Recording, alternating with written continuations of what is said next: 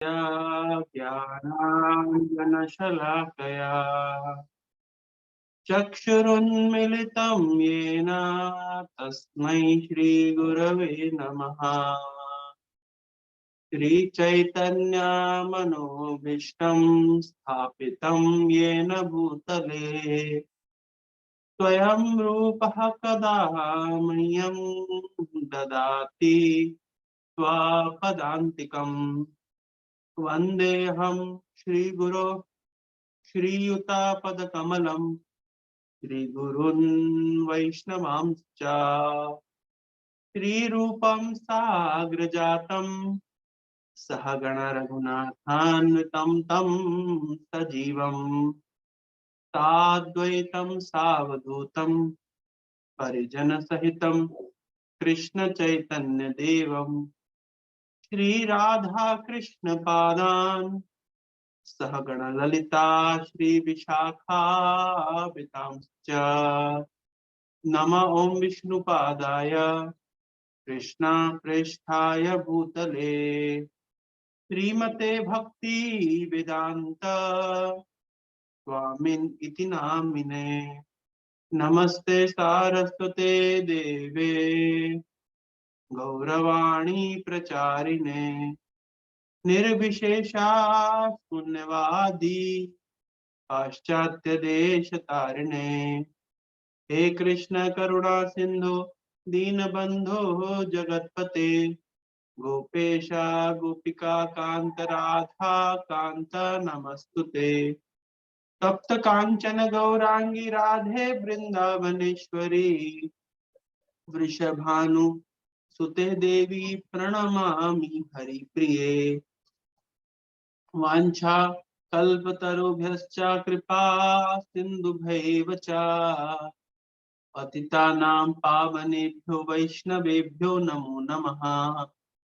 नमो महावदान्याय कृष्ण प्रेम प्रदायते कृष्णाय कृष्ण चैतन्य नाम्ने गौरत्विषे नमः। नीलाचल निवासाय नित्याय परमात्मने बलभद्र सुभद्राभ्यां जगन्नाथाय ते नमः। जय श्री कृष्ण चैतन्य प्रभु नित्यानंदा श्री अद्वैत गदाधर शिवासादि गौर भक्त वृंदा। हरे कृष्ण कृष्ण कृष्ण हरे हरे हरे राम राम राम हरे हरे। हरे कृष्णा। आप सभी का हार्दिक स्वागत है आज के इस संध्याकालीन सत्र में। तो आप जैसे कि देख रहे हैं मेरे पीछे बहुत सुंदर बुक शेल्फ। तो काफी दिनों के परिश्रम के बाद हमारा लाइब्रेरी अभी रेडी है और इजी टू यूज है। तो अभी ये मेरा ऑफिस है जहाँ से मैं आज का वक्तव्य दे रहा हूँ। हम भगवत गीता के दूसरे अध्याय में ही हैं काफी समय से और हमें जल्दी आगे बढ़ने कोई स्पृहा नहीं है, कोई स्पर्धा नहीं है, कोई कंपटीशन नहीं है। एक एक श्लोक को समझते हुए चलते हैं, अध्ययन करते हुए चलते हैं और कैसे उसको अपने जीवन में अप्लाई करें इसको सीखते हुए चलते हैं। आज का श्लोक है दूसरे अध्याय का 42 और 43 नंबर श्लोक। One of the most important shlokas Bhagavad Gita के कुछ महत्वपूर्ण श्लोकों में से एक। यामिमां पुष्पितां वाचम प्रवदन्ति अविपश्चितः वेदवादरथः पार्था नान्यत् अस्तीति वादिनः कामात्मनः स्वर्गपरा जन्म कर्म फलप्रदाम् क्रिया विशेष बहुलाम् भोगैश्वर्य गतिम प्रति। प्रकाश जी शेयर स्क्रीन लोग आप लैपटॉप में खोलें कि मुझे मैं लैपटॉप में खोला हूँ। लैपटॉप में ठीक है, अगर शेयर होगा कि तो बहुत अच्छा है। जी bro.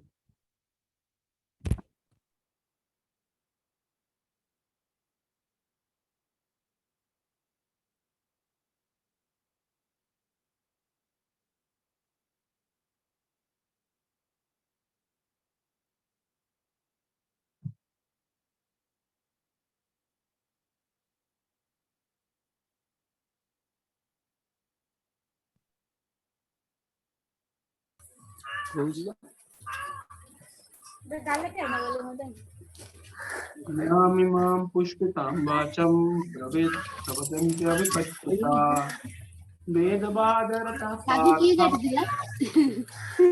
Hare Krishna.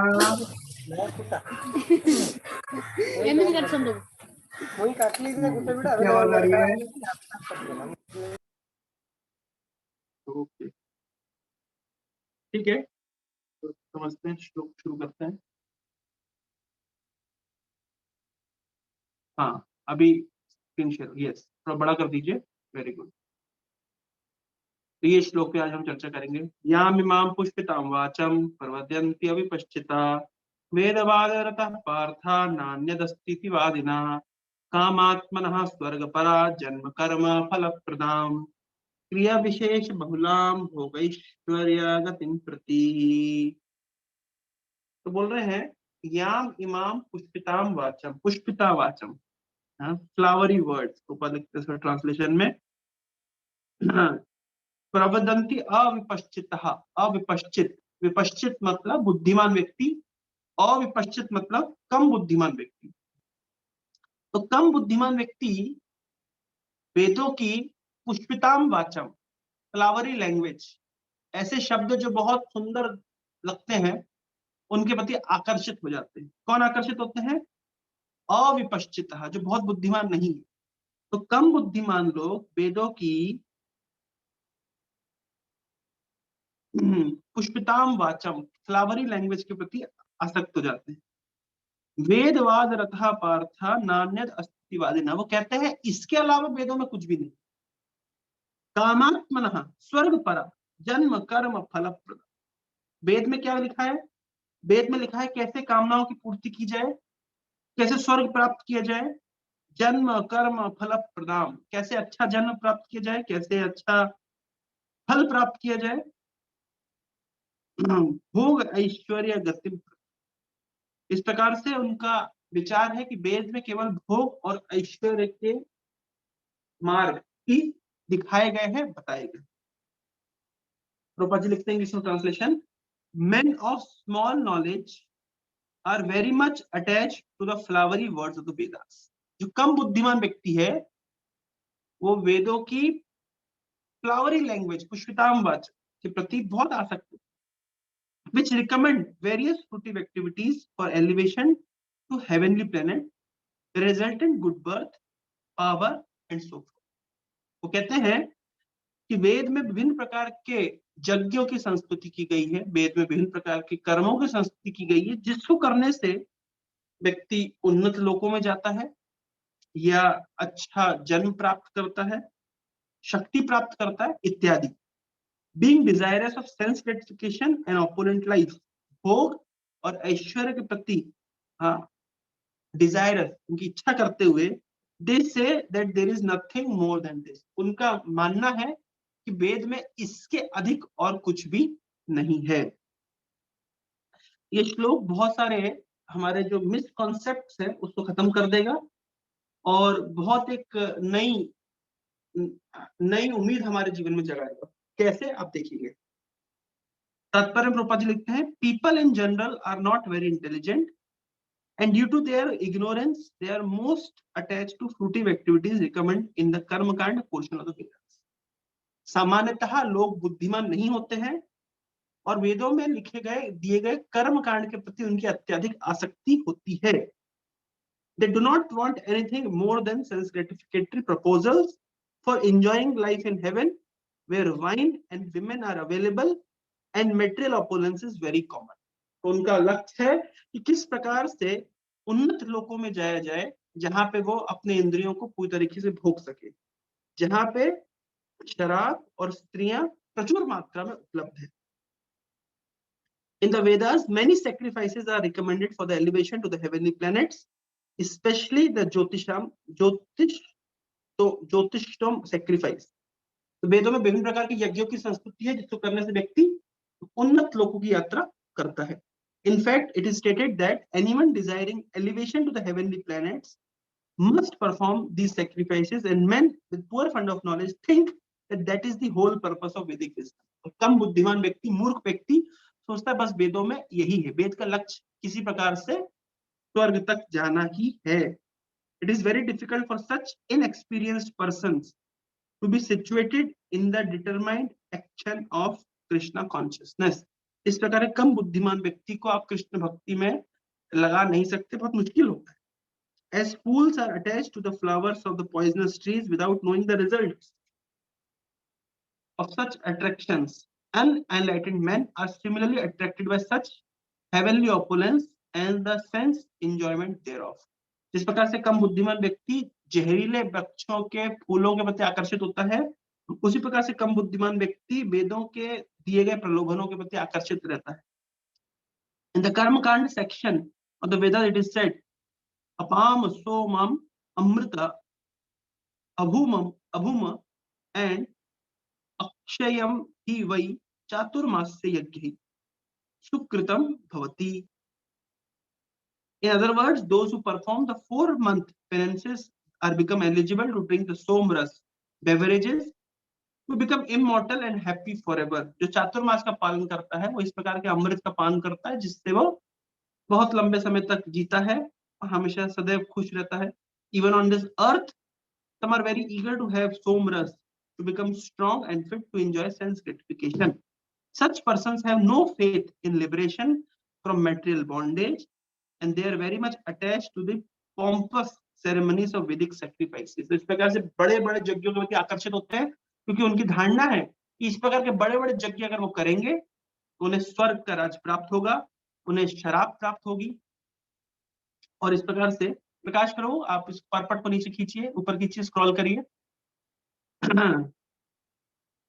They have, हाँ, they are generally sensual and do not want anything other than the heavenly pleasures of life. It is understood that there are gardens called Nandan Kanan. हमारे भुवनेश्वर में भी है नंदन कानन. वास्तव में इंद्रलोक में एक नंदन कानन है, in which there is good opportunity for association with angelic beautiful women and having a profuse supply of सोमरस wine, जहाँ पे स्त्रियां और जहाँ पे शराब प्रचुर मात्रा में उपलब्ध है. Such bodily happiness is certainly sensual. Therefore, there are those who are purely attached to such material temporary happiness as lords of the material world. कम बुद्धिमान व्यक्ति इस प्रकार के क्षणिक सांसारिक सुखों से अत्यधिक आसक्त रहता है और श्रील प्रभुपाद जी इसकी निंदा करते हैं, भगवान कृष्ण इसकी निंदा करते हैं. याम इमाम पुष्पिताम वाचाम प्रवदन्ति अविपश्चितः वेदवाद रथः पार्थ नान्यदस्तिवादिनः कामात्मनः स्वर्ग परा जन्म कर्म फल प्रदाम क्रिया विशेष बहुलाम भोग ऐश्वर्य गतिम प्रति. अब इसका हम बहुत महत्वपूर्ण और डीप मीनिंग समझने का प्रयास करेंगे. देखिए, भगवान कृष्ण ने अर्जुन को पहले कर्म कांड के लिए प्रेरित किया और अब कर्म कांड से कैसे निकले इसके लिए प्रेरित कर. कर्म कांड के लिए कैसे प्रेरित किया याद करिए. कृष्ण ने कहा था, अर्जुन अगर तुम युद्ध करते हो, अगर युद्ध में हार जाते हो तो तुम्हें स्वर्ग का राज मिलता है. हत्वा व प्राप्स्यसि स्वर्गम, नहीं जित्वा व प्राप्त, हाँ जित्वा व भोक्ष्यसे महिम.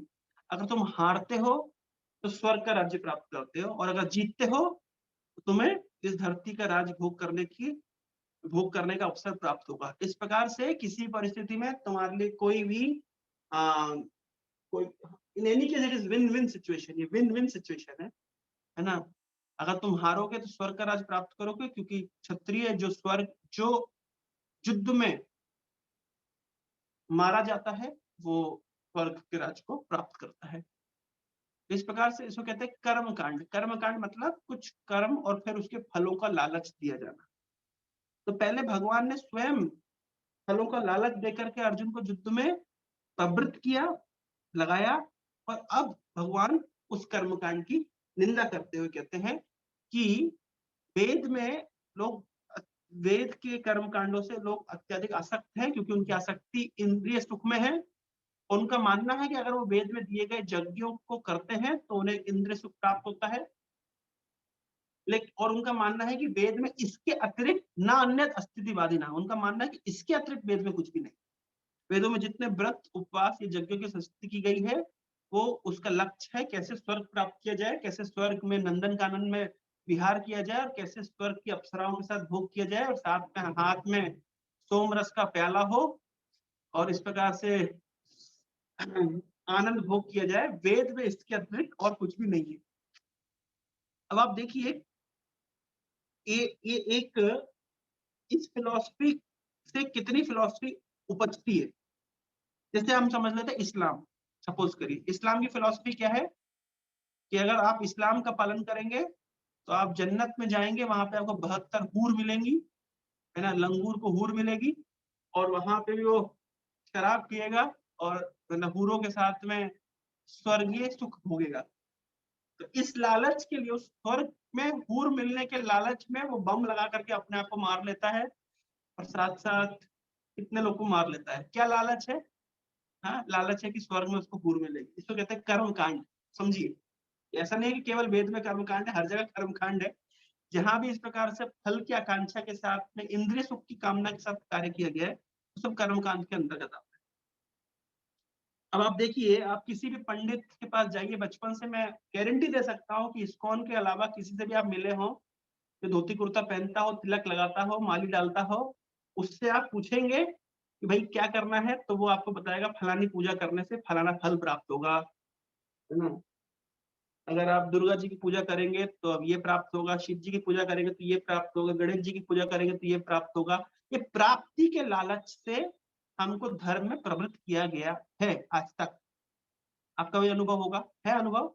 आप किसी भी तथाकथित पंडित पुजारी के पास जाइए, पुरोहित के पास जाइए, वो इस प्रकार ही लालच दे करके हमको तथाकथित धर्मों के कार्य में नियुक्त करते हैं और हम समझते थे बस धर्म यही है। आप देखिए, वास्तविकता में देखिए, अगर हिंदू समाज में, विशेष रूप से हिंदू समाज, सभी समाजों में ये है लेकिन हिंदू समाज में विशेष रूप से देखा जाए तो धर्म का ह्रास, ग्लानि इसलिए हुई है, धर्म इसलिए नीचे गिरा है क्योंकि एक बुद्धिमान लॉजिकल व्यक्ति को ये सब चीजें समझ नहीं आती है कि किस प्रकार से आग में घी डालने से हमको स्वर्ग प्राप्त होगा। यहाँ पे तो हम मक्कारी का जीवन जी रहे हैं और फिर उसके बाद मरने का स्वर्ग जाएंगे। और इसी लालच के लिए दुनिया चक्कर में लगी हुई है। 4 धाम की यात्रा कर लो, गंगा में स्नान कर लो, दान दे दो, तप कर लो, यज्ञ कर लो, जो भी व्रत उपवास है ना। अब देखिए, भारतीय महिलाएं विशेष रूप से गांवों में वो 7 दिन में से 8 दिन उपवास करती हैं। सप्ताह में 7 दिन है लेकिन उनके 8 दिन उपवास चलते हैं। किस आशा से? हाँ, आशा एक ही है, कामात्मनः स्वर्ग परा जन्म कर्म फल प्रदा, इसको कर्म कांड कहते हैं। और भगवान इसकी निंदा करते हैं। कभी कभी ये भगवत गीता के इन उपदेशों को सुनकर के विशेष रूप से महिलाओं को बुरा लग जाता है। लगता है, स्वाभाविक लगेगा भी, लगना भी चाहिए। क्या बुरा लगता है कि आज तक हमने जितने व्रत उपवास किए, भगवान कृष्ण ने एक बार में खंडन कर दिया, नहीं, cancel. Man of small intelligence, अविपश्चिता, जो बुद्धिमान नहीं है वो इस प्रकार के तथाकथित व्रतों उपवासों में बहुत ज्यादा इनका फेथ होता है। कुछ जरूरत नहीं। इस प्रकार भगवान क्या कर रहे हैं? खंडन कर रहे हैं। हमारी जितनी इतने कई सालों की जो कमाई गई पूंजी है ना, उसका भगवान एक श्लोक में खंडन कर रहे हैं, कर्म कांड का खंडन कर रहे हैं। अर्जुन, इससे ऊपर उठो। सीधे बोल रहे हैं, देखिए कैसे बोल रहे हैं। भोग ऐश्वर्य प्रसक्ता नाम तया आप चेतसाम व्यवसायित्मिका बुद्धि समाधान ना विधीयते। जो केवल शास्त्रों के और वेदों के भोग और ऐश्वर्य के प्रति ललायत होते हैं, उनकी चेतना इस केवल इन्हीं से आवृत है, आवृत है। व्यवसायित्मिका बुद्धि समाधान ना विधीयते, वो समाधि को प्राप्त नहीं करते, उनकी व्यवसायिक बुद्धि कभी नहीं आती है। त्रैगुणिया विषय वेदा निस्त्रय गुणों भवार्जन। अर्जुन, ये जो वेद है प्रकृति के 3 गुणों के अंतर्गत ही चर्चा करते, इससे ऊपर उठो। निर्द्वंदो नित्य सत्वस्थो निर्योग क्षेम आत्मवान, आत्मवान अवस्था में आओ। देखिए, भगवान अब कर्म कांड का खंडन कर रहे हैं। भगवान कह रहे हैं कि जो लोग, आप देखिए एक समाज है भारत में, वो यज्ञ की संस्कृति करता है और क्लियरली कहता है यज्ञ करने से कैसे आपको उन्नत जीवन प्राप्त होगा, अगला जीवन कैसे आपका सुखमय होगा। भक्ति करने से ये जीवन भी सुखमय है और अगला जीवन भी सुखमय है। और प्रलोभन दे देकर दिखाते हैं कि कैसे अगला जीवन सुखमय होगा। इसलिए जो बुद्धिमान व्यक्ति तो, लॉजिकल व्यक्ति तो बोले अभी का जीवन थर्ड क्लास है, यहाँ पे कोई सुख नहीं है, केवल कष्ट ही कष्ट है। और प्रलोभन दे रहे अगला जीवन कितना सुखमय होगा। क्यों? इस प्रकार यज्ञ करने से। इस प्रकार की पूजा करने से। आप देखिए नेपाल में भी एक त्योहार मनाया जाता है, लगभग 3-4 साल में एक बार आता है, जिसमें वो हजारों लाखों बफेलो, हाँ, बफेलो काटते हैं, भैंसों को बलि चढ़ाते हैं। इस प्रकार बिहार में भी मैं कुछ देर पहले एक वीडियो देख रहा था। इस प्रकार के कुछ त्योहार आते हैं जिसमें वो पशुओं की बलि दी जाती है, इस आशा से कि इस पशु की बलि देने से हमारे बच्चों का जो भविष्य है वो बहुत उज्जवल रहेगा, समृद्ध रहेगा। तो कर्म कांड के नाम पे कितना पाप होता है ये हमको समझना पड़ेगा। इस कर्म कांड का खंडन करने के लिए भगवान को बुद्ध के रूप में आना पड़ा। छलयसि विक नहीं, क्या श्लोक है? छलयसि विक्रमणि ना ना ना, ये नहीं माता जी। निंदसि यज्ञ विदेरः श्रुति जातम सदय हृदय दर्शित पशुघातम केशव धृता बुद्ध शरीरा जय जगदीश हरे, जय जगदीश हरे, जय जगदीश हरे। भगवान कृष्ण बुद्ध के रूप में आए। जिन भगवान कृष्ण ने गीता में कहा है सर्वस्व चाहम यदि सन्नविष्टो मत्ता स्मृतिर ज्ञानम अपोहनम च वेदेश्च सर्वैर अहमेव वेद्यो वेदांत कृत वेद विदेव चाहम। मैं वेदों का संकलन करता हूँ, वेदों का लक्ष्य मुझे जानना। और वही भगवान आते हैं बुद्ध के रूप में और वेदों का खंडन करते हैं। क्यों? क्योंकि भगवान ने देखा कि ये देखो मूर्ख लोग वेदों का सहारा लेकर के पाप कर्म में प्रवृत्त हो रहे हैं। भगवान को दया आ गई पशुओं के जीवन को देखकर, कैसे वेद के नाम से पशु बलि दी जाती है, कैसे वेद के नाम पे समाज में ऊंच नीच की धारणा बना दी गई है, कैसे वेदों के नाम पे तथाकथित ब्राह्मण को बहुत पूजनीय बता दिया गया है और शूद्र को अछूत बता दिया गया है। जिस वेद के नाम से इतनी कुरीति सब फैली, भगवान कहते हैं मैं उस वेद का ही खंडन करता हूँ। और वही भगवान बुद्ध के रूप में आता है। जिन भगवान ने जिस श्वासों से वेद का उद्गम हुआ है, जो वेद ध्यानावस्था मनसा पश्यन्ति यम योगिनः यम ब्रह्मा वरुणेन्द्र रुद्रमरुतः स्तुन्वन्ति दिव्यैः सवैः वेदैः संग उपनिषदो क्रमेण गायन्ति यम सामगाः।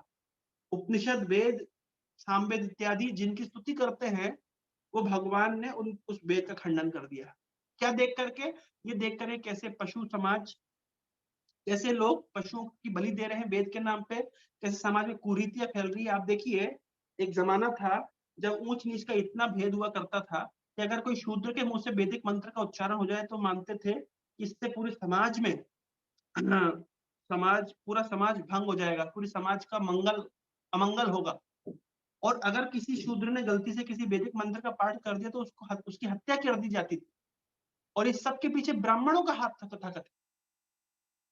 ये ब्राह्मण संस्कृति करते थे पशु हत्या करने की, ये ब्राह्मण संस्कृति करते थे समाज में कुरीतियां। और जैसे सती प्रथा कितनी बुरी प्रथा रही है, सती रही है वैदिक काल में कि अगर पति की मृत्यु हो जाती है तो पत्नी स्व इच्छा से अग्नि प्रवेश कर जाती है कि इस आशा से कि अगले जीवन में पति का साथ प्राप्त करेगी। और ये स्वाभाविक है। माधुरी और कुंती में दोनों के बीच में केवल यही आर्ग्यूमेंट हो रहा था कि कौन सती होना चाहिए। माधुरी कह रही मैं होंगी, कुंती कह रही मैं होंगी। तो माधुरी ने तर्क दिया कि नहीं कुंती, आप बड़ी हैं और आपके बच्चे और मेरे बच्चों में भेद नहीं देखेंगे, लेकिन मैं भेद देखती हूँ। इसलिए बेटर है कि मैं सती होंगी पांडु के साथ और आप बच्चों का पालन पोषण करें। एक ये सेल्फ वॉलंटरली होता था। लेकिन कुरीतियां कैसे फैली समाज में कि एक पहले के आज ये लिखा है शास्त्र किस तरह होता था, कई जगह लिखा है, इतिहासकारों ने भी लिखा है और कई जगह लिखा गया है कि ब्राह्मण क्या करता था, वो हर गांव में एक शादी करके रखता था, है ना। जैसे मान लीजिए एक ब्राह्मण है, उसने 12-15 शादियां करी, तो हर गांव में एक शादी करके रखेगा। तो एक गांव में रहेगा तो 6 महीने इस ससुराल का माल खाएगा, अगले 6 महीने दूसरे ससुराल का माल खाएगा, फिर उसके अगले 6 महीने तीसरे ससुराल का माल खाएगा। ऐसे वो उसका गुजारा चलता था। और कभी कभी तो ऐसा भी होता था कि बिल्कुल नव युवती है, उसका विवाह करा दिया जाता था कोई बूढ़े ब्राह्मण के साथ में। अब वो ब्राह्मण कितने दिन जिएगा, मानो वो 2-4 साल में निपट गया। अब ये लड़की तो बिल्कुल युवती है, अब क्या किया जाएगा, इसको सती किया जाएगा। कैसे सती किया जाएगा, उसको जबरदस्ती आग में डाला जाएगा और इस तरीके से ढोल नगाड़े बजाए जाएंगे ताकि किसी को उसकी चीखें सुनाई ना दे। ये सब हमारे समाज में था। ये सब जब भगवान बुद्ध ने देखा कि तुम वेद के नाम पर इस प्रकार की कुरीतियां मचाते हो, तब भगवान बुद्ध के रूप में अवतरित होते हैं और वेदों को निरस्त करते हैं। मैं वेद को ही नहीं मानता। जिस वेद में इतनी कुरीतियों का प्रचलन है, प्रलोभन है, मैं उस वेद को नहीं मानता। आप एक मैं कुछ दिन पहले सुन रहा था ओशो को, नाम सुना है ओशो को, ओशो का? तो हालांकि ओशो की फिलॉसफी हमारी फिलॉसफी बहुत अलग है और मायावादी भाषा नहीं सुनना चाहिए। आप एक्सपेरिमेंट करिएगा। कोई भी स्टंट करने से पहले, stunt should be done by professionals. घर में इसको एक्सपेरिमेंट ना करें, नहीं तो अर्थ का अनर्थ हो जाएगा। पर मैं सुन क्या रहा था आपको मैं बताता हूँ। मैं क्यों एक पॉइंट सुना, क्या पॉइंट एग्जैक्टली मैं कैप्चर कर पाया, मैं आपके साथ शेयर कर रहा हूँ। आप देखिए, कोई भी निराकारवादी, इम्पर्सनलिस्ट, चाहे वो ओशो हो, चाहे वो आज की डेट में एक आचार्य प्रशांत है, उनका बहुत वीडियो आ रहा है, काफी अच्छा बोलते हैं, और से कई कई निराकारवादी, इम्पर्सनलिस्ट, और एक्चुअली पूरा पूरा मायावादी आजकल कोई भी नहीं। मतलब मायावादी है लेकिन उनकी प्रॉपर मायावादी जिनका खंडन वैसे प्रभुपाद जी ने किया है शास्त्र में, या जो चैतन्य महाप्रभु से मिला करते थे सार्वभौम भट्टाचार्य, उस स्टैंडर्ड का मायावादी कोई भी नहीं। हाँ, सदगुरु, उस स्टैंडर्ड का मायावादी आपको नहीं मिलेगा आजकल। जिस स्टैंडर्ड का मायावादी का जैसे चैतन्य महाप्रभु का संवाद होता सार्वभौम भट्टाचार्य के साथ, उस तरह का मायावादी आपको आजकल नहीं मिलेगा। उतना फिलोसफिकली ये नहीं है। तो आजकल जो मिलते हैं वो मैक्सिमम इम्पर्सनलिस्ट का मायावादी, मतलब वो थोड़ा मिक्सचर रहता है। देखिए, हम लोग इम्पर्सनलिस्ट को एक्सेप्ट करते हैं, इम्पर्सनलिज्म इज नॉट बैड। मायावाद का हम खंडन करते हैं। इम्पर्सनलिज्म गलत नहीं है क्योंकि शुभदेव गोस्वामी पहले इम्पर्सनलिस्ट, या उसी प्रकार से चतुष कुमार पहले इम्पर्सनलिस्ट थे। जब भगवान के चरणों की तुलसी की गंध सूंघी तो उनका भगवान के प्रति आकर्षण आ गया। इम्पर्सनलिज्म इज नथिंग बट शांत रस। तो इम्पर्सनलिज्म गलत नहीं, गलत है मायावाद। मायावाद में धारणा होती है कि कृष्ण का शरीर सच्चिदानंद में नहीं है, भौतिक शरीर है, हम भी कृष्ण के जैसे बन सकते हैं, हम भी भगवान हो सकते हैं, ये जो धारणा है। तो ओशो की ये सब फिलोसफी है। लेकिन एक सभी इम्पर्सनलिज्म या सभी मायावादियों में आप देखिए एक चीज कॉमन है, उन लोगों ने वेद के कर्मकांड का बहुत खंडन किया। तो क्या होता है कि कर्मकांड का खंडन करते करते करते करते उन्हें लगने लगता है जो हम भक्ति कर रहे हैं वो भी कर्मकांड है, इसलिए वो हमारी धारणा को समझ पकड़ नहीं पाते। आप समझिए, जैसे उदाहरण के तौर पे कर्मकांडी मूर्ति पूजा करते हैं और भक्त भी भगवान के विग्रह की आराधना करते हैं। तो क्या करते हैं, कर्मकांड का खंडन करते करते करते करते वो ऐसा लगता है कि जो भी व्यक्ति मूर्ति पूजा कर रहा है वो कर्मकांडी है, तो वो भक्ति को नहीं समझ पाते। ये है प्रॉब्लम है। मैं एग्जांपल देता हूँ, आचार्य प्रशांत का, उनका एक वीडियो आया था, छोटा सा, मैंने क्लिप देखा था। तो उसमें उन्होंने कहा था कि कृष्ण के बिना आप जीवन में विजय हो ही नहीं सकते। तो ये बात बिल्कुल सही है। तो काफी उन्होंने कृष्ण को ग्लोरीफाई किया। लेकिन उसके बाद एक चीज बोल देंगे, कृष्ण की भक्ति का अर्थ ये नहीं कि अब हर एक दिन भर हरे कृष्ण हरे राम जपो। देखिए, अभी अभी उनका जो बाकी बोलना था वो ठीक था, यहाँ की गड़बड़ हो गया, क्योंकि उनके अनुसार जो कृष्ण का मंत्र नाम का जप करना ये कर्मकांड है, क्योंकि बाकी मंत्रों का जप करना कर्मकांड है। तो वो कर्म, उनका कॉन्सेप्शन कर्मकांड और हमारा भक्ति, दिखने में हमारी भक्ति के अंदर का जितने प्रक्रिया आती है, चाहे विग्रह की सेवा हो, चाहे अर्चना हो, चाहे मंत्रों का उच्चारण हो, चाहे यज्ञ हो, हम सब कुछ करते हैं। दिखने में सारा कर्मकांड जैसा लगता है, इसलिए व्यक्ति कभी कभी रिलेट नहीं कर पाता। जबकि सीधे सीधे पद्म पुराण में लिखा है शुभ कि नाम अपराध में एक अपराध आता है कि भगवान नाम के जप को वेदों में वर्णित एक शुभ कर्मकांड के समान समझना। Consider the chanting the holy name as one of the auspicious ritualistic activities which are offered in Vedas as fruitive activities, कर्मकांड। वेद के अंदर जो कर्मकांड है, भगवान के नाम के जप को कर्मकांड के समान समझना एक अपराध है। परंतु जो व्यक्ति की धारणा है कि, जैसे कबीरदास जी की धारणा है, कबीरदास जी कहते हैं कि पत्थर पूजे हरि मिले तो मैं पूजू पहाड़। तो देखिए उनका एक दोहा है, उसमें क्या बोल रहे हैं, अगर पत्थर को पूजने से हरि मिलते हैं, भगवान मिलते हैं, तो मैं पहाड़ की पूजा करूं। तो देखिए उनकी धारणा क्या है कि क्यों उनकी धारणा बनी कि तथाकथित जो वैदिक ब्राह्मण थे वो क्या करते थे, वो पत्थरों की पूजा करते थे, वो मूर्तियों की पूजा करते थे, वो बहुत सारे यज्ञ करते थे, वो बहुत सारे मंत्र जपते थे, लेकिन उनके अंदर ये भेदभाव की भावना थी, उनके अंदर छूत-अछूत की भावना थी, उनके अंदर स्वार्थ, उनके अंदर ईर्ष्या, उनके अंदर दूसरे की टांग खींचने की प्रवणता थी। तो उस जमाने में भी और आज भी जितने निराकारवादी हुए बोलते हैं तुम मंत्र जप करते हो, है ना, माला जप करते हो, लेकिन तुम्हारे जीवन में क्या अंतर पड़ा? तुम यज्ञ करते हो, तुम वेद पढ़ते हो, लेकिन तुम्हारे जीवन में क्या, तुम्हारी तो चेतना वहीं की वहीं है, क्योंकि वो तो वास्तव में उनकी चेतना नीचे गिरी हुई है, कर्मकांडी है वो लोग। वो तो छोटे छोटे लाभ देखने के, लाभ के पीछे पड़े हुए हैं, बिजनेसमैन जैसी उनकी मेंटेलिटी है, क्या कर्म करने से क्या फल मिलेगा। लेकिन जो निराकारवादी हुए हैं उनकी चेतना उन्नत हुई है, वो डिटैच हुए हैं नेचुरली। कर्मकांड से ज्ञान कांड उत्तम है। इसलिए जितने भी मायावादी हो चाहे निराकारवादी हो, इम्पर्सनलिस्ट हो, उन्होंने कर्मकांड की खूब धज्जियां उड़ाई है। तो धज्जियां उड़ाते उड़ाते ऐसा हो गया है कि उन्हें लगने लगा कि जो भक्ति के अंतर्गत जो कार्य होते हैं वो भी कर्मकांड, वो रिलेट नहीं करता है।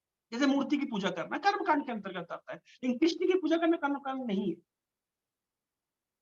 आप देखिए गुरु नानक जी के, उनको देखिए, फ्रेजेस को देखिए, गुरु नानक जी ने कई बार कर्मकांड की निंदा करी। तो क्योंकि उन्होंने निंदा करी कर्मकांड की, उन्होंने मूर्ति पूजा की जम का विरोध किया, क्योंकि वो जो मूर्ति पूजा जो कर्मकांडी करते हैं, कैसे अंतर मैं आपको बताता हूँ, बहुत इंटरेस्टिंग पॉइंट लगेगा आपको। इस्कॉन में अगर आपने मूर्ति रखी है, डीटीज है, इस्कॉन में डीटी रखने का, इस्कॉन डीटी मिनिस्ट्री है, उसका नियम है कि जब तक आपके सेंटर में या आपके मंदिर में कम से कम 10 ब्राह्मण इनिशिएटेड भक्त नहीं है, आप भगवान का विग्रह नहीं रख सकते, मूर्ति नहीं रख सकते। क्यों ऐसा नियम, ये कैसे मुझे पता चला, हमारे पटिया सेंटर में हमने जगन्नाथ जी का डीटी रखा है। तो हमने वो डीटी क्यों रखा था जानते हैं? हमने डीटी रखा था कि लोग डीटी के प्रति आकर्षित होते हैं और इससे हमारा प्रचार कार्य अच्छा चलेगा। तो श्रील भक्ति सिद्धांत सरस्वती ठाकुर कहते हैं इसको, तो कहते हैं कि शालिग्राम से मूंगफली तोड़ना। एक ब्राह्मण था, वो क्या करता था, वो शालिग्राम शिला से मूंगफली तोड़कर खाया करता था। मतलब भगवान को दिखा करके पैसा कमाना, ये कर्मकांड है। तो उसमें धारणा नहीं कि भगवान बैठे हैं, उसमें कि भगवान को दिखा करके लोग आएंगे। तब हमको इस्कॉन डीटी मिनिस्ट्री से नोटिस आया है कि भैया आपने जो आपके पटिया सेंटर में जगन्नाथ जी रखे हुए हैं, ये क्या जगन्नाथ जी इंस्टॉल्ड है? नहीं। क्या आपके पास 10 ब्राह्मण है? हमने कहा नहीं। क्या इनको दिन में 8 बार भोग लगता है? हमने कहा नहीं। प्रभु जी कह रहे हमारे कि तुमने जगन्नाथ जी को रखा हुआ, पंखा तक नहीं लगाया, जनता के बैठने में तुमने एसी लगाया है और जगन्नाथ जी को पंखा तक नहीं दिया। तो कर्मकांडी और वैष्णव में क्या अंतर है? जब कर्मकांडी किसी मूर्ति को रखता है तो मूर्ति को दिखा करके पैसा कमाता है, ये मूर्ति दिखा करके आकर्षण करता है लोगों को, आओ आओ आओ। ये कर्मकांडी है। भक्त क्या है कि भगवान बैठे साक्षात, तो उनको उस तरह डील किया जाएगा। देखिए सेम मूर्ति पूजा है, लेकिन कर्मकांड की चेतना अलग है, वैष्णव की चेतना अलग है। तो इसलिए इस्कॉन का डीटी मिनिस्ट्री बिल्कुल नियम कर दिया, हम कर्मकांडी नहीं है। अगर हमने डीटी रखी है, इंस्टॉल्ड है, तो उनकी सेवा इस स्टैंडर्ड से होनी चाहिए। 8 बार आरती होनी चाहिए, 8 बार भोग लगना चाहिए, दिन में 2 टाइम ड्रेसिंग होनी चाहिए, सारे त्योहार मनाए जाने चाहिए। इस्कॉन के हर मंदिर में डीटीज के लिए अलग अकाउंट है कि मान लीजिए ऐसी कोई विपदा आ जाए, जैसे कोरोना 2 साल आ गया, कि और कोई विपदा आ जाए बहुत बड़ी, तो भक्तों के लिए खाना पीना रुक सकता है, लेकिन भगवान का भोग नहीं रुकेगा, भगवान की पूजा अर्चना में रुकावट नहीं आएगी। इस तरह का स्ट्रिक्ट नियम है। अगर डीटीज रखी है आपने तो आपको गाय चाहिए, आपके पास गाय होनी चाहिए, ताकि गाय का दूध निकल करके आप अर्चन कर सकें, भोग बना सकें इत्यादि। ये सब स्ट्रिक्ट नियम किए गए हैं। क्यों? क्योंकि हम कर्मकांडी नहीं है। हमारी मूर्ति पूजा और कर्मकांडियों की मूर्ति पूजा एक जैसी नहीं है। तो बहुत सारे जो इम्पर्सनलिस्ट हैं वो कभी कभी हमारी प्रक्रिया को देख करके निंदा करते हैं, अरे ये मंत्र जपने से क्या होगा, क्योंकि वास्तव में उनकी बात सही है, क्योंकि उनका एक बुरा एक्सपीरियंस है। दूध को क्या बोलते हैं, छाछ, दूध से जले को छाछ फूक फूक के पीता है। तो उनका जो धारणा है कि भैया इतने जो तथाकथित ब्राह्मण थे, इतने मंत्र पढ़ते थे, इतना यज्ञ करते थे, लेकिन इनके निजी जीवन में क्या अंतर है, इनकी चेतना तो वही कि भाई किसी पिटी। एक बच्चा मुझे बोला कुछ दिन पहले, 2-4 दिन पहले, वो बोला कि प्रभु जी हम ब्राह्मण समाज से आते हैं और हमारे अड़ोसी पड़ोसी सब ब्राह्मण हैं। गांव की अपनी खबर सुना रहा था और वो बोल रहा कि हमारे गांव में जो दूसरे ब्राह्मण है, हमारे पिताजी नहीं है, हमारी माँ है और वो भी काफी बीमार चल रही है, ऐसे बताया। तो बोले हमारे गांव के आसपास के जो ब्राह्मण है वो सोच रहे हैं कि कैसे जब इनकी माँ मर जाएगी, बच्चे तो शहर में रहते हैं, वहां जब गांव में मर जाएगी तो कैसे हम बाउंड्री को थोड़ा सा खिसका करके इनकी जमीन को हड़प ले। कौन बोल रहा है ये बात, किसके मन में विचार आ रही है, ब्राह्मण। तो लड़का मुझे बहुत अच्छा आंसर दिया, वो बोला कि प्रभु जी हम लोग ब्राह्मण है ना, हम लोग का दिमाग बहुत तेज चलता है। तो दिमाग तो तेज चलता है, इसलिए दिमाग तेज चला के क्या सोच रहे हैं, वो सोच रहे हैं कैसे दूसरे की जमीन को हम हथिया लें। श्रील भक्ति सिद्धांत सरस्वती ठाकुर का एक विवाद हुआ था, ब्राह्मण और वर्सेस वैष्णव, ये अंतर। जो तथाकथित ब्राह्मण है, लाइक अदर कास्ट या अदर वर्ण, जिसकी इंद्रियां शुद्ध नहीं है, जिसका मन शुद्ध नहीं है, जिसकी बुद्धि शुद्ध नहीं है, वो अपने तथाकथित भौतिक लाभ के पीछे ही दौड़ता रहेगा, चाहे वो दूसरे की जमीन हथियाने। देखिए ब्राह्मण लोग, जो तथाकथित ब्राह्मण है की बुद्धि शुद्ध नहीं हुई है, वो क्या करते थे, आप इतिहास पढ़िए, वो क्या करते थे, वो इसी प्रकार से दूसरे की चीज को हथियाने के पीछे रहते थे और आज भी हैं, क्योंकि भक्ति करने से बुद्धि शुद्ध होती है। बिना भक्ति किए बुद्धि प्रकृति के गुणों में बंधी हुई है, तो जो प्रकृति के गुणों के अधीन है वो शुद्ध नहीं है, वो अशुद्ध है अवस्था में। भगवान कह रहे हैं निस्त्रे गुणों अर्जुन, इससे ऊपर उठो। इन गुण, प्रकृति गुणों में तो रहेगा व्यक्ति तब तक क्या रहेगा, अपने स्वार्थ, अपने लाभ, अपने छोटे छोटे सुखों के प्रति ललायित रहेगा। जब आप अपने लाभ के प्रति ललायित हैं तो दूसरे व्यक्ति को जब आप देखेंगे और अधिक लाभ प्राप्त कर रहे हैं, आप ईर्ष्यालु हो जाएंगे। आप देखेंगे कि वस्तु मात्र इतनी सी है और भोग करने वाले अति ज्यादा लोग हैं, तो आप में स्पर्धा होगी, कंपटीशन होगा, और दूसरे को प्राप्त हो जाएगा तो आपको ईर्ष्या होगी, आपको प्राप्त नहीं होगा तो आपको क्रोध आएगा। ये सब किसके लक्षण है, ये भौतिक बुद्धि के लक्षण है, जो बुद्धि प्रकृति के गुणों में बंधी हुई। लेकिन जब प्रकृति गुणों से ऊपर उठ जाएगी वो बुद्धि, तो निर्द्वंदो, द्वंद्व की भावना नहीं रहेगी, सुख दुख हानि लाभ जय पराजय से ऊपर उठ जाएगा व्यक्ति, नित्य सत्वस्थो, अपने अस्तित्व में स्थित हो जाएगा, निर्योग क्षेम, प्रॉफिट लॉस की भावना से ऊपर उठ जाएगा, आत्मवान, अपनी स्थिति में रहेगा, आत्मा की स्थिति में रहेगा। तो देखिए कर्म कांड से कैसे भगवान ट्रांसेंड कराना चाह रहे हैं अर्जुन को, कैसे प्रकृतिक गुणों से ऊपर उठाना चाह रहे हैं। आज मैं पढ़ रहा हूं श्रीमद् भागवतम के 34 स्कंद में, पृथु महाराज यज्ञ करते हैं और उनके 99 यज्ञ सफल हो गए। तो जब 100वां अश्वमेध यज्ञ होने वाला था, तो इंद्र का नाम है शतक्रतु, जो व्यक्ति 100 अश्वमेध यज्ञ कर लेता है उसे इंद्र की पदवी प्राप्त होती है। तो जैसे इंद्र ने देखा कि पृथु के 99 यज्ञ हो गए हैं, तो अब इंद्र तो एक देवता है लेकिन शुद्ध भक्त नहीं है, प्रकृति के गुणों में बंधे हुए हैं, द्वंद्व की अवस्था में है, उनका अस्तित्व खतरे में है, योग क्षेम की आकांक्षा से बंधे हुए हैं, आत्मान स्थिति में बिल्कुल नहीं। उन्होंने क्या किया, उन्होंने भेष बदल करके पृथु महाराज से घोड़ा चुराया, और जब पृथु महाराज घोड़ा चुराया तो पृथु महाराज का पुत्र इंद्र को मारने के लिए गया, तब इंद्र ने अलग अलग प्रकार के साधुओं का भेष बना करके पाखंड रचा और इस प्रकार से अपने आप को हमेशा बचा लेता था, और तब से विभिन्न प्रकार के पाखंडियों का प्रचलन हो गया। तो इस प्रकार से जब कई बार इस तरह हो गया तो भगवान, मतलब पृथु महाराज ने सोचा कि इंद्र का वध करना चाहिए, तब भगवान प्रकट हो गए, बोले नहीं जरूरत नहीं। ब्रह्मा जी ने कहा, ब्रह्मा जी ने पृथु को कहा कि पृथु इंद्र को और मत तंग करो, इसको जो करना करने दो, तुम अपने 99 यज्ञों में संतुष्ट हो।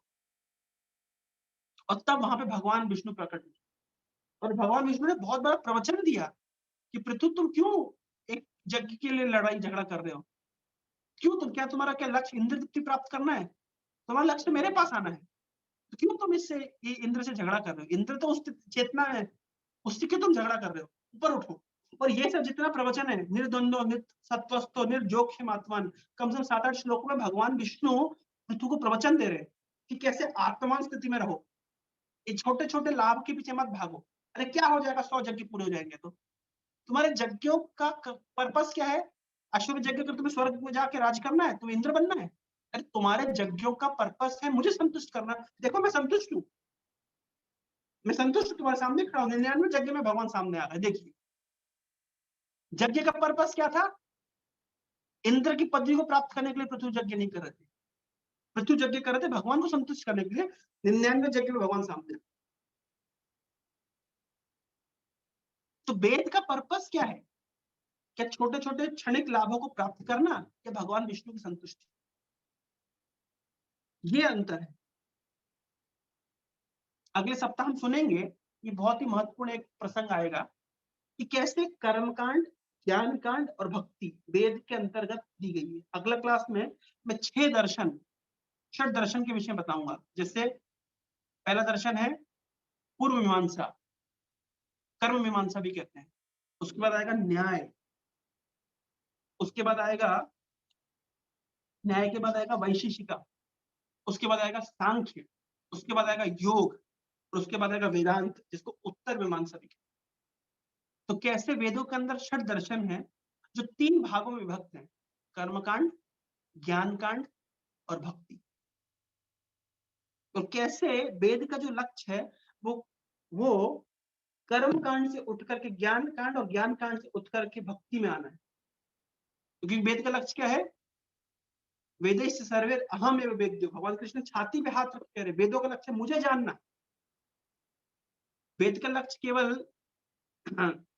अगले जन्म में सुखी होना या इस जन्म में सुखी होना, जन्म देही धनम देही जन्म देही रूपपति भार्याम देही, ये देही वो देही, ये लक्ष्य नहीं है। वेद का बहुत बड़ा लक्ष्य है। लेकिन बुद्धिमान व्यक्ति भी इस लक्ष्य को समझ पाता है। जो कम बुद्धिमान व्यक्ति है वो केवल इन तथाकथित व्रतों के तथाकथित फलों के प्रति आसक्त रह करके अपने जीवन के लक्ष्य से च्युत हो जाता है। उसको लगता है वेद में बस यही है। जो इस प्रकार की चेतना रखता है वो कभी भी समाधि को प्राप्त नहीं कर सकता। हरे कृष्णा कृष्ण कृष्ण हरे हरे, हरे राम राम राम हरे हरे। एक प्रश्न उठा है यहाँ पे, डेमिगॉड्स किसको कहते हैं, देवता किसको कहते हैं ना? तो किसको कहते हैं देवता? देखिए जैसे हम मनुष्य हैं वैसे ही हमसे थोड़े उन्नत हैं देवता, पर है वो भी जीव, है ना?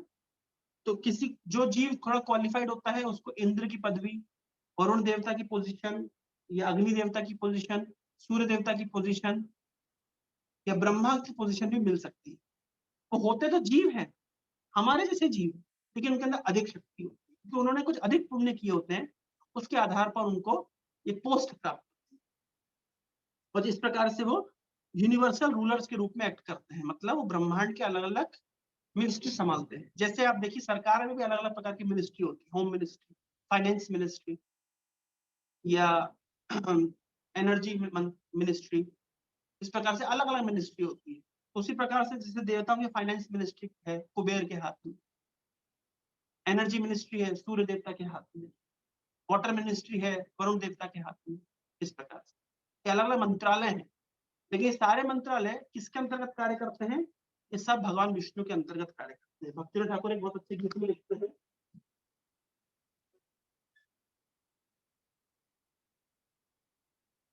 बहुत सुंदर गीत में भक्ति विनोद ठाकुर लिखते हैं, तुम्ही सर्वेश्वर ईश्वर ब्रजेंद्र कुमार।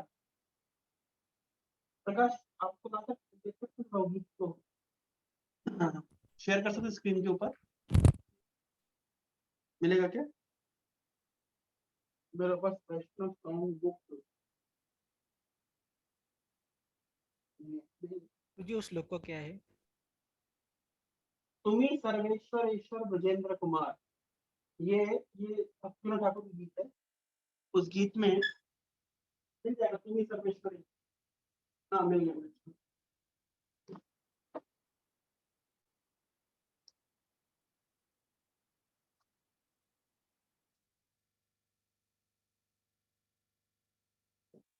हाँ। तुम्हें सर्वेश्वरेश्वर ब्रजेंद्र कुमार, तुम्हारा छाया विश्वे सृजना संहार। तो तुम ही सर्वेश्वरेश्वर, सभी ईश्वरों के ईश्वर। ईश्वर शब्द का अर्थ होता है नियंता, कंट्रोलर। तो देवता कंट्रोलर है, उनका अलग डिपार्टमेंट है, लेकिन सभी ईश्वरों के ईश्वर कौन है? हे ब्रजेंद्र कुमार, आप, तुम्हार इच्छा है विश्व सृजन संहार। आपकी इच्छा से विश्व का सृजन होता है और आपकी इच्छा से विश्व का संहार होता है। तब इच्छा मते ब्रह्मा करे ना सृजन, तब इच्छा मत विष्णु करे ना पालन। तो आपकी इच्छा से ब्रह्मा जी सृष्टि करते हैं और आपकी इच्छा से विष्णु पालन करते हैं। तब इच्छा मत शिवा करे ना संहार, तब इच्छा मते माया सृज कारागार। तो आपकी इच्छा से शिव जी संहार करते हैं और आपकी इच्छा से दुर्गा देवी इस भौतिक जगत रूपी कारागार का सृजन करती है। तब इच्छा मते जीवे जन्म मरण, समृद्धि निपात दुख सुख संहटन। तो आपके जीव से, आपकी इच्छा से जीव का जन्म मरण इत्यादि होता है। समृद्धि या निपात, दुख या सुख, सब कुछ आपकी इच्छा से होता है।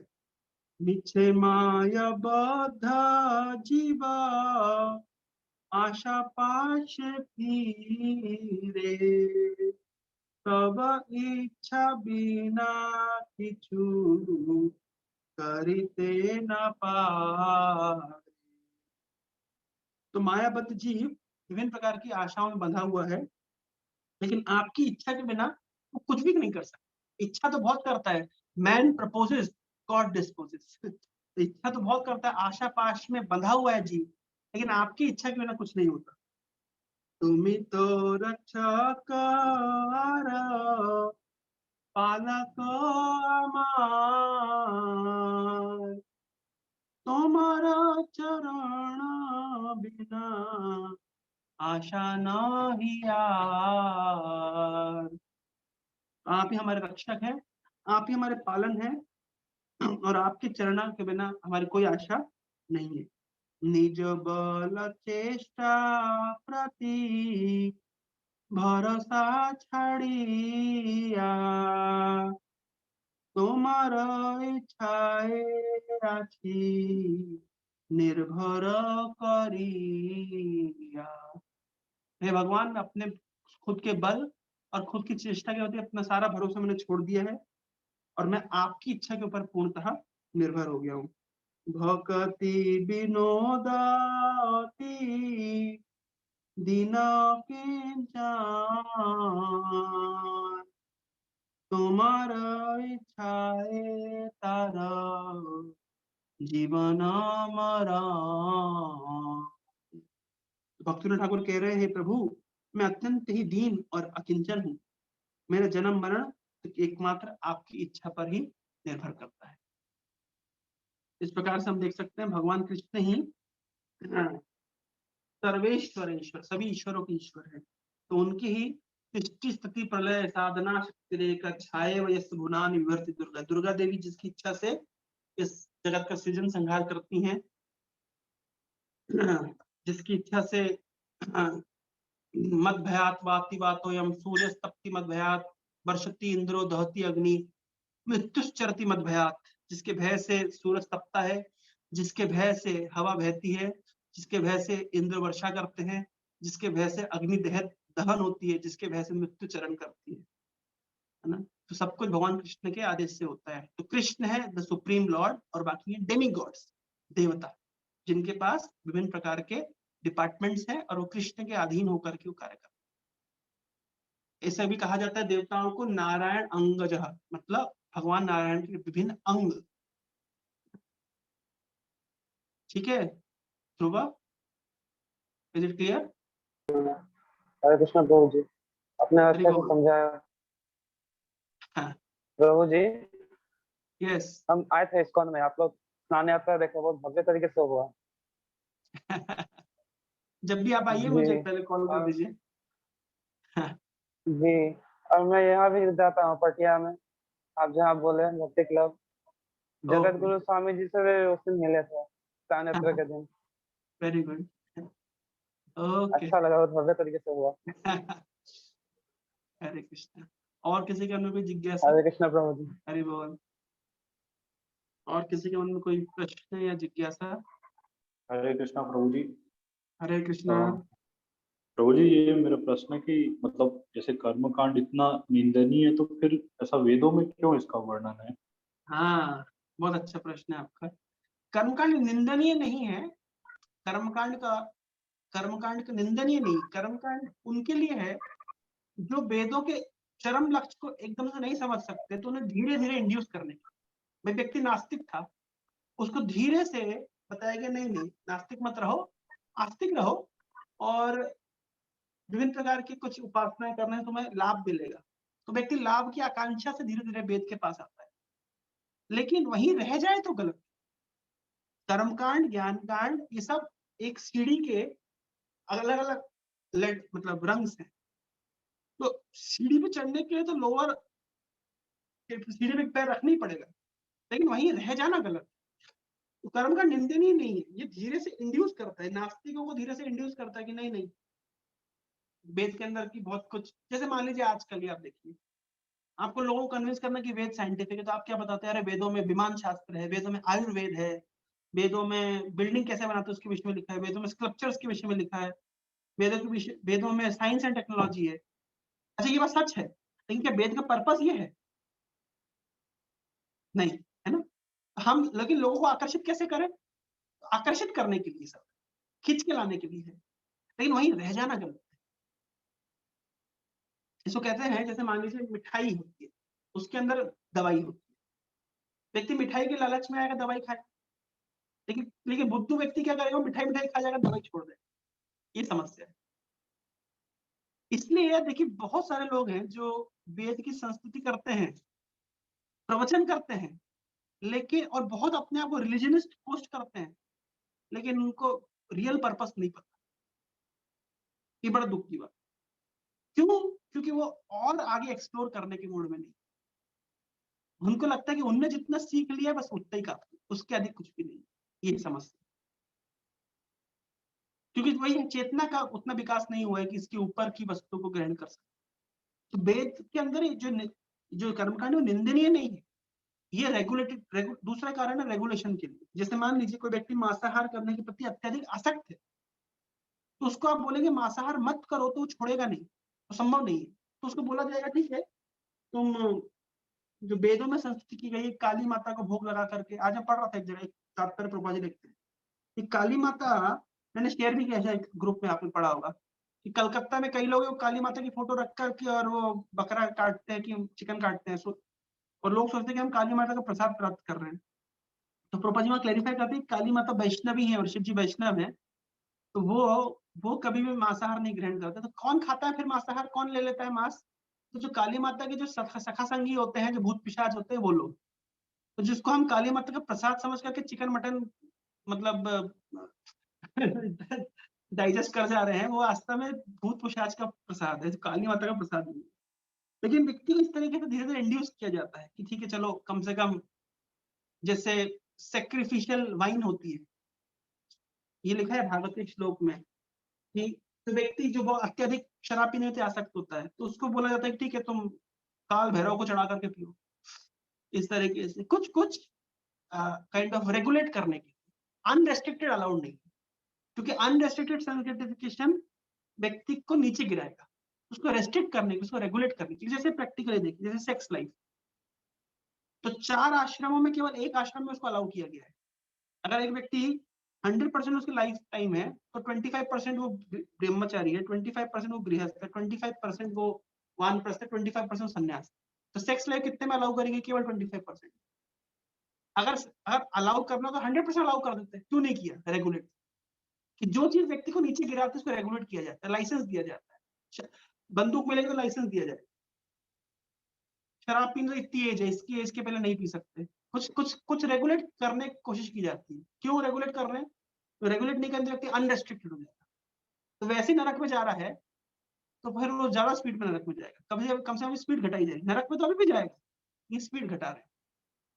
ये बात बोले हैं, ये नारद मुनि प्राचीन परिषद को बोले, तुम पशु बलि दे रहे हो, तुम्हें क्या लग रहा है तुम बहुत उन्नत स्थिति को प्राप्त करोगे? तुम्हें नरक में जाना पड़ेगा, और ये पशु तुमको मारेंगे बाद में।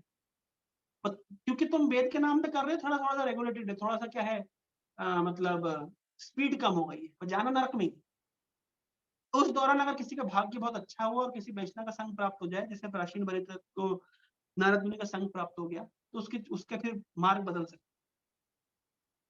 आप एक और उदाहरण देखिए, जैसे कुरान में जो लिखा है किस तरीके से पशु बलि करनी चाहिए, उस हिसाब से कितने मुसलमान बलि करते हैं? दुकानें खोल के बैठे हैं, उसमें लिखा है कि 1/3 केवल आप कंज्यूम कर सकते हो, 2/3 को आपको, 2/3 को आपको बांटना पड़ेगा गरीबों में। तो अभी बताइए, बांटना पड़ेगा तो कितने लोग बांट रहे हो? तो व्यापार कर रहे हैं। अगर वो कुरान में दिए गए नियम को पालन करते तो आज इतने पशु हत्या ना होती जितनी अभी हो रही है। तो शास्त्रों के अंदर इस प्रकार से रेगुलेट कराया जाता है। मैं कई बार एग्जांपल देता हूँ, कोई व्यक्ति 10 सिगरेट पीता है, उसको बोलो सिगरेट छोड़ो, छोड़ेगा नहीं। उसको कहेंगे तो 8 सिगरेट पी। जो 8 सिगरेट पीता है उसको बोलेंगे 6 सिगरेट पी। जो 6 सिगरेट पीता है उसको बोलेंगे 4 सिगरेट पी। जो 4 सिगरेट पीता है उसको बोलेंगे 3 सिगरेट पी। जो 3 पीता है उसको बोलेंगे 2 पी। जो 2 पीता है उसको बोलेंगे 1। और जो 1 पीता है उसको बोलेंगे छोड़ दे। अब किसी किताब में लिखा है सिगरेट छोड़ दे, किसी किताब में लिखा है 4 सिगरेट पी, किसी किताब में लिखा है 8 सिगरेट पी। तो जो 4 सिगरेट पीता है वो वाली किताब पढ़ेगा जिसमें लिखा है 8 सिगरेट पी, बोले अरे वाह, देखो ये शास्त्र कितना लिबरल है, इसमें तो 8 सिगरेट पीना अलाउड है। अरे तो मूर्ख, वो किसके लिए अलाउड है? जो 10 पीता था उसके लिए वो लिखा है। तुम 4 पीते तुम्हारे लिए दूसरा वाला शास्त्र है, उसमें लिखा है मत पी। तो लोग सोचते हैं हिंदू धर्म में बहुत नियम है, मांसाहार मत करो, इस दिन मत करो, उस दिन मत करो, कार्तिक महीने मत खाओ, गुरुवार को मत खाओ, यहाँ पे उड़ीसा में होता है, गुरुवार को मत खाओ और बुधवार को इससे सारा निपटा लेते हैं। कार्तिक महीने भर मत खाओ तो एक महीने एक दिन छाड़ खाई खाते हैं, कुछ इतना छोड़ा था सब वेराइटी खा जाते हैं एक ही दिन में, जंगलियों की तरह। तो लोग सोचते हिंदू धर्म में बड़े नियम है, तो चलो अपन मुसलमान बन जाते हैं, वहां तो कोई नियम नहीं, जितना खाना है खाओ। अरे भैया, मुसलमानों के लिए अलग नियम है भाई, वो रहते थे रेगिस्तानों में, वहां के नियम अलग थे, वहां सब्जियां नहीं थी, शाक अवेलेबल नहीं था, तो उनके लिए नियम था मांसाहार करो, ऐसे करो, ऐसे करो। और गाय तो वहां भी अलाउड नहीं थी। पूरा एक चैप्टर है कुरान में अल बकर। केवल जितना गाय जो अधिक कट रही है भारत में, इसके 2 कारण है। एक कारण अंग्रेज आग लगे गए, दूसरा कारण है हिंदू लोग ज्यादा ओवर पॉजिटिव हो रहे हैं गाय को लेकर के, इसलिए मुसलमान लोग अपना विरोध गाय काट के जता रहे। अदरवाइज ना मुसलमानों को गाय काटने में इतना इंटरेस्ट है, और ना ही हिंदू को गाय बचाने में इंटरेस्ट। वास्तविकता में जो अधिक गाय कट रही है, अगर आप उसका, मेरे पास एक किताब है सहदेव प्रभु की लिखी गई, मैं आपको किताब दिखाता हूँ, आप आश्चर्यचकित रह जाएंगे। हम 1 साल में उतना बीफ एक्सपोर्ट करते जितना इटली 10 साल में नहीं करता। ये पूरा एक सिमिलरी है, मैं दिखा देता हूँ। ये किताब लेकर के आया मैं चौपाटी से, नहीं पुणे से। India a world leader in cow killing and beef export, ये है भारत की स्थिति। जो ब्रिटिश नहीं कर सके 200 सालों में, जो मुसलमान नहीं कर सके 800 सालों में, ये भारत ने 50 साल के अंदर कर दिया। आपको आश्चर्य होगा कि जितनी जितनी मांसाहार की जो फैक्ट्रियां, ये जो बीफ की जो उद्योग हैं, सब हिंदू चलाते हैं मुस्लिम नामों से। नाम से तो लगेगा आपको मुसलमान, कोई मुस्लिम कंपनी है, लेकिन सारा व्यापार हिंदू जैन ये चला रहे हैं।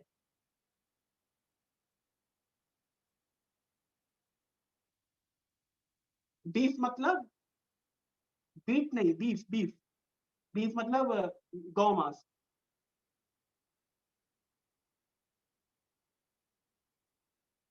ये हाल।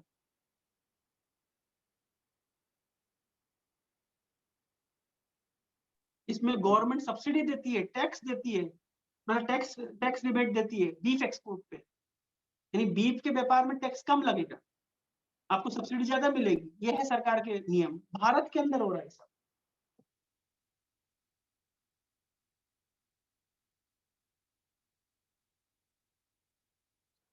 एनीवे तो ये हाल है।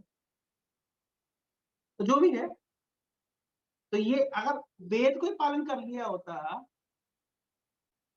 बुक का नाम है India a world leader in cow killing and beef export, doctor Sahadev Das, devotee है, इसको डिवोटी है, बहुत म्यूजिशियन भी है और बहुत अच्छी किताब लिखते हैं, कई किताबें में लिखे हैं उनकी।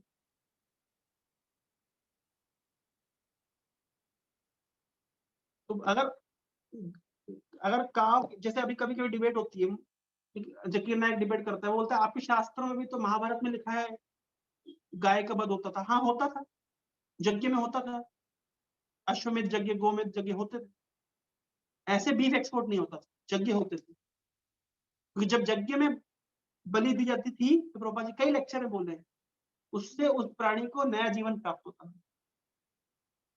जैसे मंत्रों की टेस्टिंग होती थी, कि मंत्र सही है कि गलत है। इसलिए कलयुग में सब अश्वमेधम गवालंबम हमने सुना था, 5 चीजें वर्जित है, अश्वमेध यज्ञ, गोमेध यज्ञ वर्जित है कलयुग में। कलयुग में ऐसा कोई ब्राह्मण नहीं जो इस प्रकार मंत्रोच्चारण करे कि वो नया जीवन दे पाए पशु। तो अब उनको, अब देखिए, यज्ञ में आहुति देना और ऐसे बीफ एक्सपोर्ट करना सेम है क्या? अगर यज्ञ में देते थे तो यज्ञ में तो इस तरह नहीं होता था, तो यज्ञ को साइड कर दिया, ये समझ। तो निंदनीय नहीं है कर्मकांड, तो पर्पस था। लेकिन अब तो इतना नीचे हम गिर गए हैं, कर्मकांड से नीचे गिर गए। फिर कर्मकांड तो फिर भी कुछ ठीक था। एक और चीज आप लोग की जानकारी नहीं है, मैं बता देता हूँ। कभी पहले मुझे लगता था मुस्लिम धर्म और क्रिश्चियन धर्म अच्छा है, वो लोग किसी देवी देवता को नहीं मानते हैं, वो डायरेक्ट भगवान को मानते हैं, भले ही वो कैसा भी हो। प्रभुपाद जी 2-4 लेक्चर में इस तर्क को खंडन किए, मेरे मेरे आंख कान सब खुल गए। प्रभुपाद जी से किसी ने पूछा कि मेरे को लगता था कि वो लोग तो अच्छे डायरेक्ट भगवान को मानते हैं, भले इम्पर्सनल रूप में मानते हैं, डायरेक्ट भगवान को मानते, देवी देवता का कॉन्सेप्ट नहीं। प्रभुपाद ने कहा नहीं, ये गलत है। क्यों? क्योंकि जो लोग देवी देवता के कॉन्सेप्ट को मान रहे हैं, एटलीस्ट वो वैदिक लाइन में है, वो शुद्धिकरण उनका तेज होगा, they'll get purified faster। वैदिक परंपरा के अंतर्गत है। It is better to be a devotee of demigod than to be Muslim और क्रिश्चियन। ये प्रभुपाद जी का वर्डिक्ट है, ये बाहर के लोग के लिए नहीं है, पर ये जो सही कॉन्सेप्ट है, क्योंकि वो वैदिक मार्ग के अंतर्गत। और दूसरा, कर्मकांड एक सेंस में अच्छा है, क्योंकि कर्मकांड में व्यक्ति देवताओं के पास जाता है।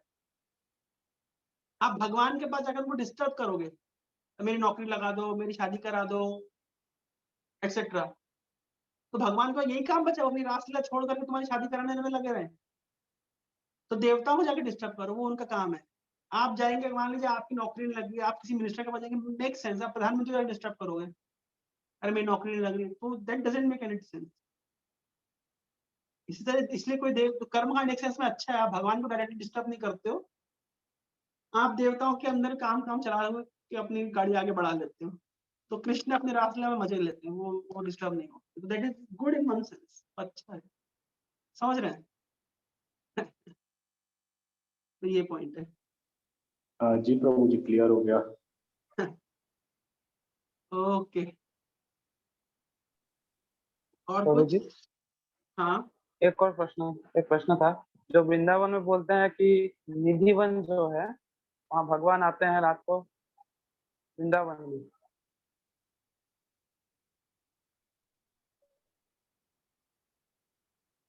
भगवान तो वृंदावन में सुनाई आते दे ही रहा हर प्रभु दिन जी? हर भगवान तो वृंदावन में रहते ही, आते क्या है? वो जो बोलते हैं उनका लक्ष्य है पैसा कमाना। हाँ, तुम डोनेशन दो, तुमको बोलते हैं कि रासलीला दिखाएंगे। निधिवन में आते हैं। निधिवन में क्यों? केवल निधिवन में क्यों आते हैं? भगवान तो वृंदावन में रहते हैं, भगवान तो वृंदावन में रहते हैं, निधिवन में ही क्यों आते हैं? वो तो निधिवन वगैरह, निधिवन का प्रमोशन करने के लिए बोलते हैं, और वृंदावन में भगवान रहते हैं, हर समय रहते हैं। रात को क्यों आते हैं? दिन में गाय गाय चराते नहीं दिखते, रात को केवल रासलीला करते दिखते, दिन में गाय नहीं चराते।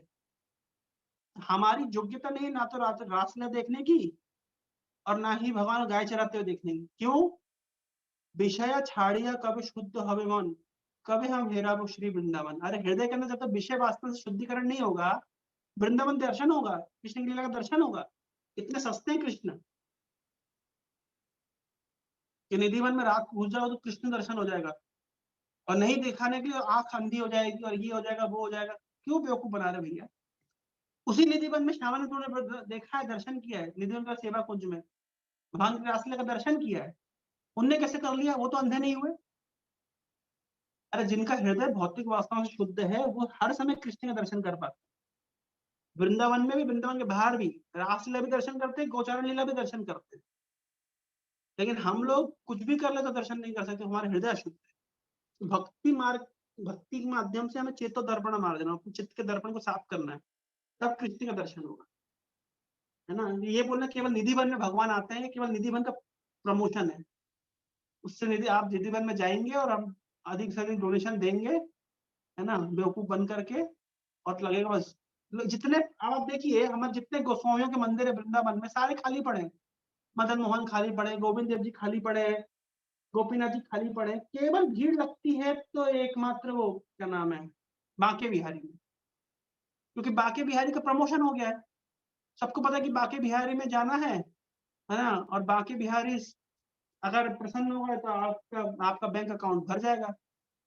तो इसलिए सारे जितने दिल्ली वाले हैं वो सैटरडे पहुंच जाते हैं, बांके बिहारी में भीड़ जमाते हैं। आप देखिए इतने बांके बिहारी के ऐसे कितने गोस्वामियों के मंदिर है, सारे खाली पड़े हुए हैं। कबूतर ही पर नहीं मारने जा रहा वहां पे, सारी भीड़ बांके बिहारी, दिल्ली की सारी भीड़ बांके बिहारी पहुंची हुई है। तो भक्ति करने पहुंचे क्या? लेकिन प्रेम मंदिर पहुंचे हुए सारे के सारे। मतलब आप देखिए ऐसी भीड़ लगती है सैटरडे शाम को, तो पागल हो जाएगा आदमी सैटरडे संडे को। ये भक्ति करने वृंदावन गए हैं, ऐसे भगवान के दर्शन नहीं होते। भक्ति ठाकुर कहते हैं इसे टिकट खरीदने से वृंदावन दर्शन नहीं होता। तो निधिवन छोड़िए, वृंदावन भगवान कृष्ण की लीला तो हर जगह चल रही है। चैतन्य महाप्रभु हमारे मंदिर के सामने घूमते हैं, देखा क्या आपने? उनकी लीला यहाँ चल रही है। दर्शन होगा जब हृदय शुद्ध हो। विषया छाड़िया कबे शुद्ध हबे मन, तबे हम हेराबो श्री वृंदावन। रूप रघुनाथ पदे होइबे अकुति, कबे हम बुझाबो से जुगल प्रीति। कब वो दिन आएगा जब हमारा रूप रघुनाथ के चरणों से आसक्ति होगी, तब जाकर के हम भगवान की इस दिव्य चिन्मय रासलीला को समझ पाए। जुगल प्रीति इतना सरल नहीं, इतना सस्ता नहीं है, इट्स नॉट वेरी चीप। ठीक है ध्रुवा? हाँ जी प्रभु। ओके, समय हो गया, यहीं रखते हैं। बहुत बहुत धन्यवाद। हरे कृष्णा कृष्ण हरे कृष्ण प्रभु जी, हरे दंडवत प्रणाम। राम राम राम। भगवती रूप की जय। जगत गुरु श्री प्रभुपाद की जय। जय गौर प्रेमानंद।